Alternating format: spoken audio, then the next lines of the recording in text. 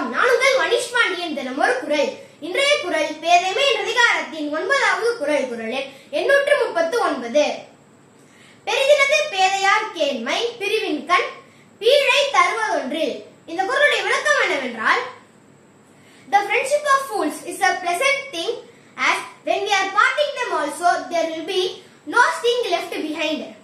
அதாவது, அறிவற்றவர்கள் தமக்குள் கொண்ட நட்பில் ஏதேனும் பிரிவு வந்தாலும் கூட அவர்களுக்கு துன்பம் ஏதும் கிடையாது. ஏனென்றால் அவர்களுடைய நட்பு இனிமையானது. இந்த குரலுடைய இந்தி விளக்கம் என்னவென்றால், मूर्खों का दोस्ती अच्छा होता है क्योंकि उसको अलग करने से भी किसी दंश नहीं होता है. இதுதான் வள்ளுவர் கூறியுள்ளார். பெரிதினது பேதையார் கேண்மை பிரிவின் கண் பீழை தருவதொன்றில். நன்றி. மீண்டும் நாளை சந்திப்போம்.